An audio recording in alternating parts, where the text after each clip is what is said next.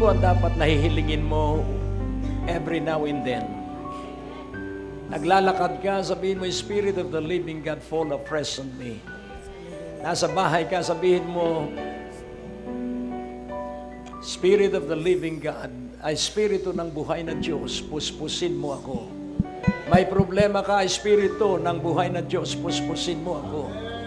May hindi ka maalaala, sabihin mo, Espiritu ng Diyos, puspusin mo ako. Sumasakit ang iyong mga kasukasuan, sabihin mo, Espiritu ng buhay na Diyos, puspusin mo ako. It will be the power of the Holy Ghost. It will be the Holy Spirit all the way through as long as we live. It is the time of the Holy Spirit.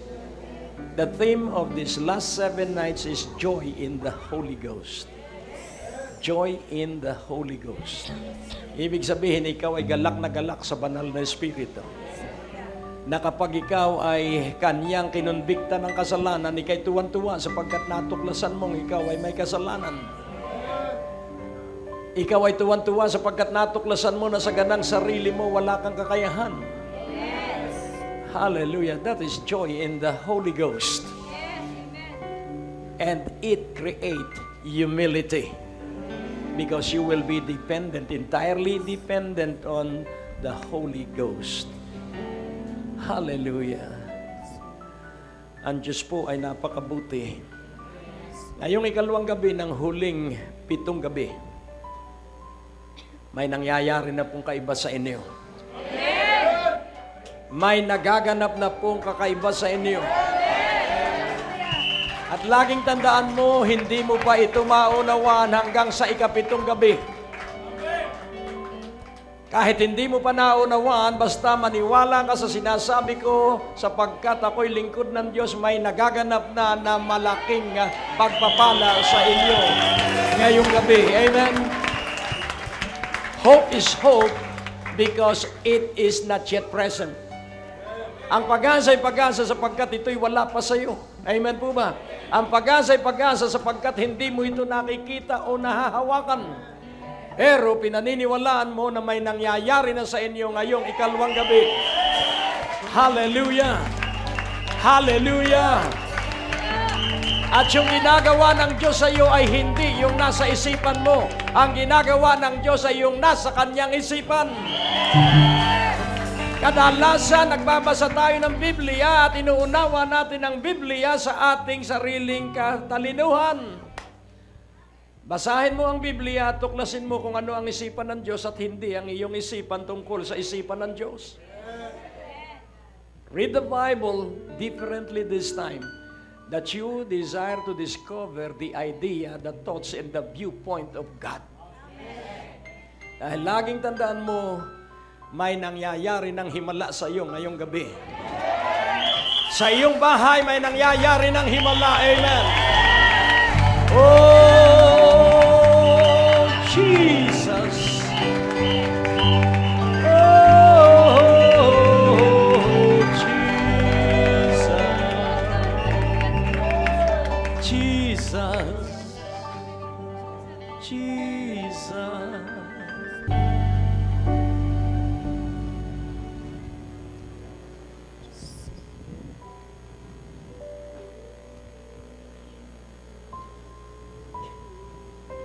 Hindi po sa ganda ng ating tinig.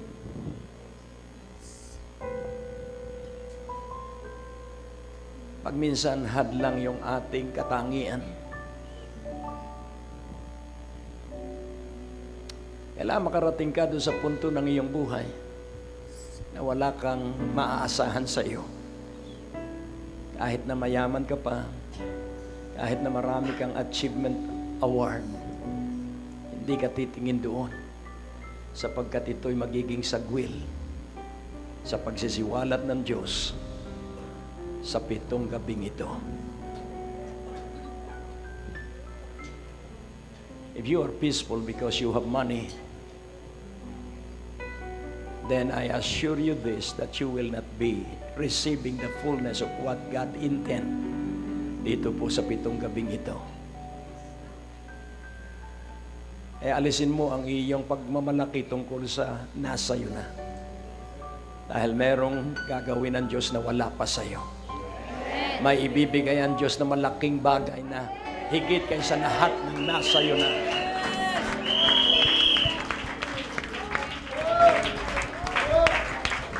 Kadalasan po tayo ang hadlang. Hindi po ang diablo. Tayo po.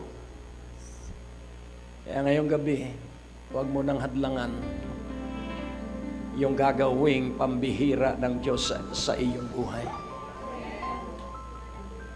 Remove bitterness from your heart. Remove heart or hard feelings from your heart.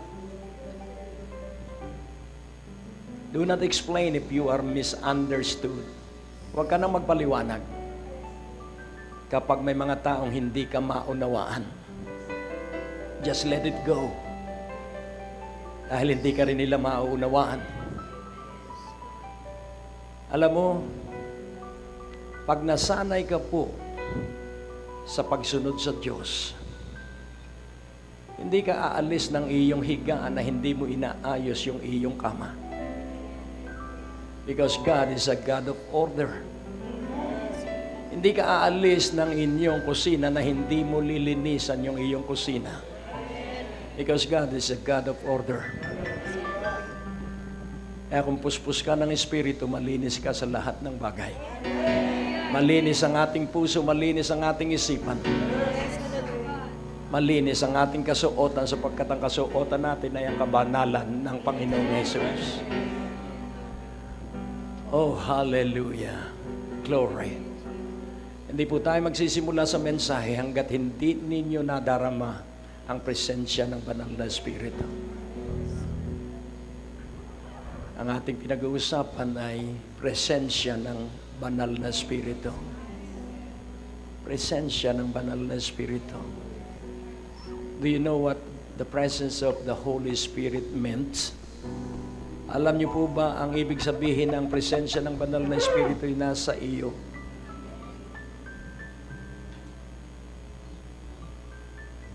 Hindi ka po tatagal sa kasalanan kapag sinasamahan ka ng Banal na Espiritu. Hindi po magtatagal ang sino man na pinamamahaya ng Banal na Espiritu. Oh, Jesus. Oh, Jesus. Linisin mo kaming lahat. Linisin mo ang aming mga labi at paa.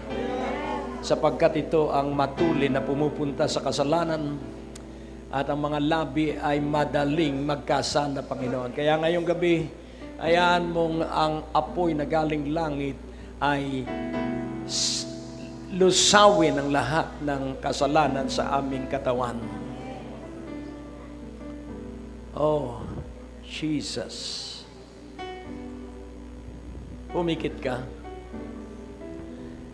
At kapag ikay nakapikit at lahat tayo nakapikit, wala kang nakikita. Pumikit ka, may nakikita ka ba? Kaya nawa ang bawat isa sa atin kahit nakadilat ay ang makita lamang ay ang Panginoong Hesus sa bawat isa sa atin. Sa isang walang-wala, Jesus is behind that person who has nothing. Jesus is in that person. Sa isang may sakit, Jesus is in that person. Kaya unawain mong mabuti, ngayong gabi, magkakaroon ka ng kakayahan na laging ang makita ay ang Panginoong Hesukristo. Oh, hallelujah. Oh, hallelujah. Salamat, Ama, sa iyong kabutihan. Salamat sa iyong sigla na laging ibinibigay sa amin. Kaya binabalik namin sa iyo ang parangal, papuri at kaluwalhatian sa makapangyarihang pangalan ni Jesus. At ang bawat isa ay nagsabi ng Amen. Oh, amen. Sabihin mo, nangyayari na. Sabihin mo, ito ang oras ng aking pagsweldo. It's payday. It's payday. It's reward time. Amen? So faith is believing that God is and He is a rewarder of those who diligently attend revivals. Amen po ba? Basta kakamtin mo yung iyong inaasam sa Diyos, mangyayari yung iyong inaasahan sa Diyos. Hindi mapapahiya ang may inaasahan sa Diyos. Mahaba ang buhay ng mga umaasa sa Diyos. Amen. Ito pong katotohanan ito, tinangka ko po 2 weeks ago na ipangaral sa radyo. Pero hindi ko masimulan. At ngayong araw na ito, kahapon gusto ko na rin ituro. Pero dahil nga po tayo may panauhin, hindi ko na ituro. Pero ngayon, maituturo ko na itong napakahalagang katotohanan. Ikaw po ba ay may isipan? Tanungin mo ang iyong katabi, may isipan ka ba?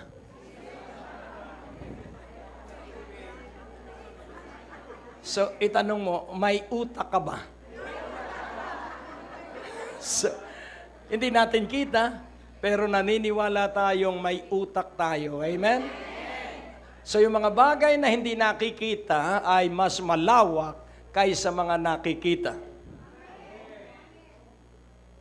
Nagsasara na po ang mga simbahan sa Europe, lalo na sa England. Yun pong mga simbahang malalaki doon ay ginagawa ng nightclub. At yun po ay nangyayari sapagkat kailangang mangyari. At yung pagpirma ni Obama na illegalize ng gobyerno ang kasal ng lalaki sa lalaki, yun po ay dapat mangyari. Hello. At yun pong mga tangka ng China na kunin ang ating teritoryo, dapat po yung mangyari. Hello. Ikaw ba'y anak ng Diyos? Ang salita ba ng Diyos ay iyong pagkain? So ating unawain, ang Israel ay napakaliit na bansa. At ang nakapaligid na mga bansa sa kanila ay kung ilang million of hectares of square miles. At ang Israel hindi mo makita sa map of the world. Tingnan mo po ang mapa mo. Kung meron ka, makikita mo tuldok lang ang Israel. At lahat ng bansa na nakapaligid sa kanya, galit sa kanya. Pero ano po ang nangyayari? Sila ang nagdidigmaan. There is internal unrest. Bakit? Sapagkat ang Diyos ay may kapangyarihang guluhin ang isipan ng mga galit sa kanyang bayan. Amen po ba? Kaya kung ito'y naunawaan mo, hindi ka gagaya sa kanilang takot na takot sa China. Hello? Kailangang mangyari na dalhin tayo sa imposible na walang makatutulong kundi ang Diyos. Ang South Korea ay maunlad dahil merong North Korea na pwedeng bombahin sila any second. Ang Pilipinas ay naghihirap sapagkat walang threat sa bansa. Nakukuha niyo po. Yan nais kong ipaunawa sa inyo na ang Biblia ay nagsabi that the glory of the Lord is from the east to the west and from the west to the east. Nasa atin na po yung kaluwalhatian ng Diyos. Amen? At ito po hindi magsisimula sa pagsasama-sama ng marami. Ito po ay magsisimula sa iilan. Ulitin kong muli, ito'y magsisimula sa iilan. O, purihin ang Panginoon. At kung titingnan natin, ang malalaking simbahan ay ang mga mali ang aral. This is explosive truths. Sapagkat sila ay nakadependent, nakasandig ay sa kanilang kayamanan. Pero ang totoong simbahan, nakasandig lamang ay sa Diyos. Nagtitiwala lamang ay sa Diyos. Ang totoong simbahan ay orihinal at hindi pagaya-gaya. Ang totoong simbahan ay hindi katulad ng sanlibutan. Ang totoong simbahan ay katulad ni Kristo. Oh, hallelujah! Kaya nga po nais kong iyong maunawaan ngayong gabi, sabihin mo, it's payday. Sabihin mo, it's our time.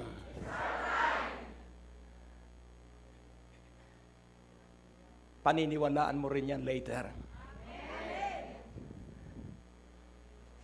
At ang titulo, sealed to shine for His glory. Tinatakan para magliwanag para sa Kanyang kaluwalhatian.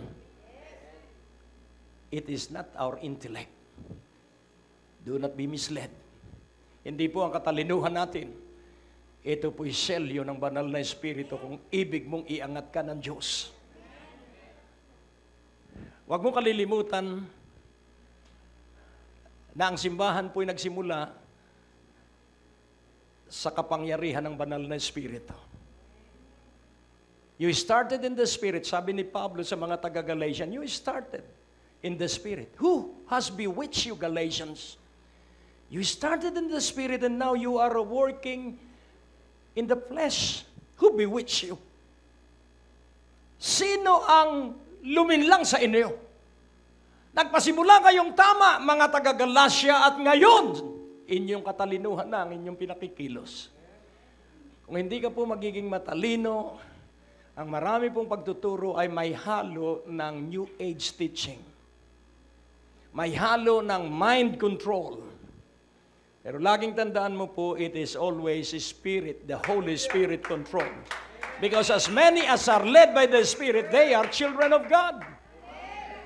Kaya nga po, ang Pilipinas po, 1995 ang sabi sa akin ng Korean pastor.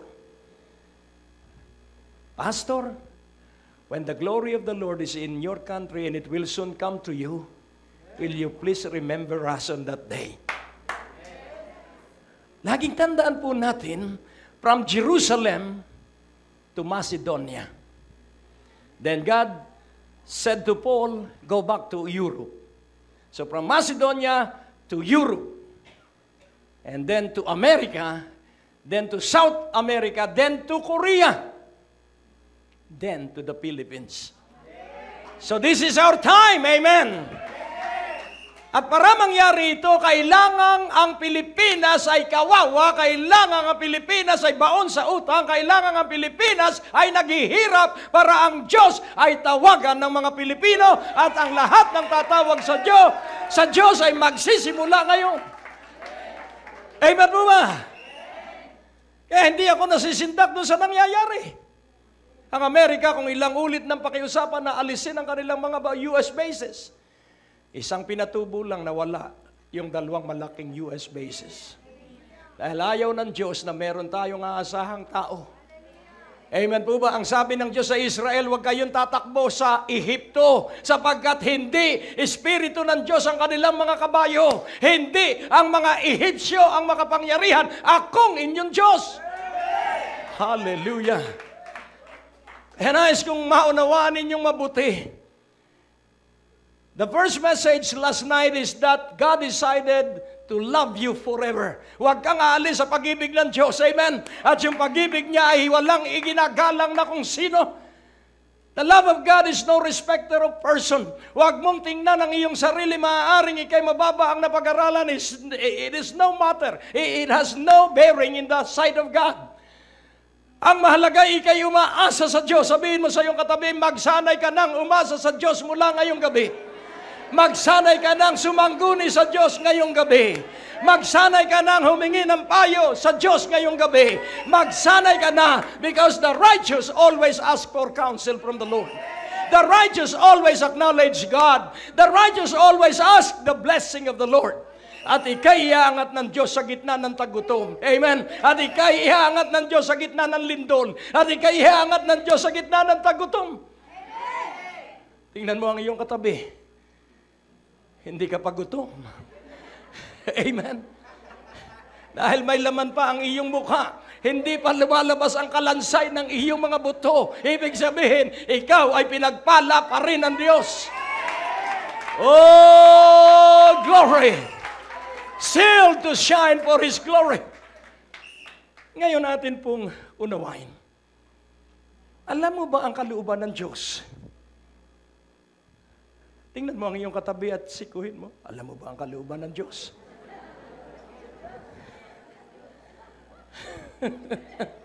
Pag hindi ka makatulog, ang ibig sabihin lumuhod ka at magpuri ka sa Diyos. Huwag mo sasabihin may insomnia ka at huwag mo rin sasabihin ikay binabader ng demonyong espiritu. Hindi. Pinaluluhod ka ng banal na espiritu para ikay sumamba. Amen po ba? Huwag mo sabihin na baka ikay magkasakit. Hindi ka magkakasakit sapagkat may pahid ng kapangyarihan ng banal na espiritu. Dahil gusto mong matulog, hindi ka makatulog, hindi sambahin mo ang Diyos. Kapag nasa traffic ako, dati ako ay mareklamo, pero ngayon sinasamba ko ang Diyos pag ako'y nasa traffic at dumadaloy ang traffic dahil ayaw ng dyablo na ako'y sasamba sa Diyos, sapagkat pag sumamba tayo sa Diyos, lahat ng pagpapalay dadaloy sa atin. Pero kapag nagreklamo tayo, lahat ng pagpapalay mahahadlangan. Tingnan mo ang iyong katabi. Yan ang dahilan kaya mabagal ang pagpapala sa iyo. Puro ka reklamo. Papunta lang sa revival, ang laging nakikita ay traffic. Hindi yung mangyayari kapag nakarating ka dito. Amen.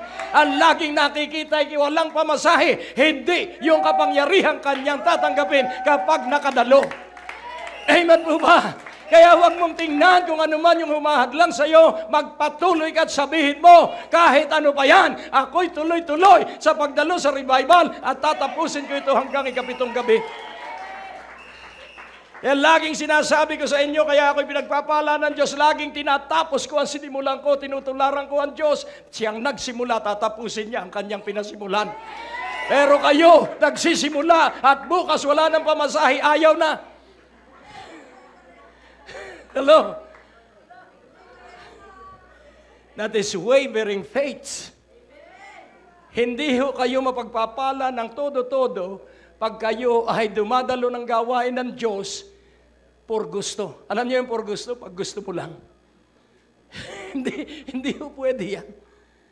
Hindi ho ito buffet na kung ano lang gusto mong kuning pagkain.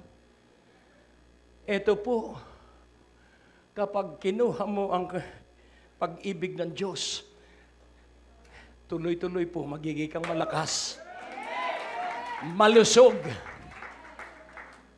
pinagpala. Sa John 6:38, so you are sealed to shine. So what is the purpose of your sealing? To shine. For whom? For His glory. And what is the glory? The glory is the presence, the Shekinah presence of God. What is the glory? It is doxa. To esteem God highly. Yun po yung karangalan ng Diyos. Yun po yung presensya ng Diyos. Where the Spirit of the Lord is, there is liberty. For I came down from heaven. Si Jesucristo po ang nagsasalita dito. Sapagkat ako ay bumaba mula sa langit. Sabay-sabay. Not to do mine own will, but the will of Him that sent me. Ako'y bumaba mula sa langit, hindi para gawin ang kalooban kong sarili. Ako'y bumaba para gawin ang kanyang kalooban.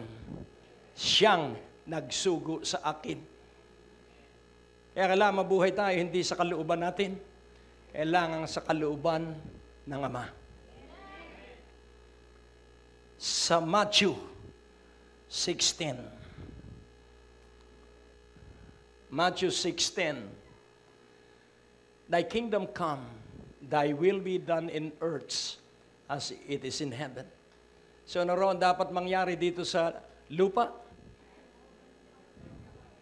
Na dumating ang kanyang kaharian upang mangyari ang kanyang kalooban. Thy kingdom come, thy will be done. Dumating ang iyong kaharian at ang kalooban mo ay mangyari. Saan mangyayari? Saan darating yung kanyang kaharian at saan mangyayari yung kanyang kaharian? Sa lupa.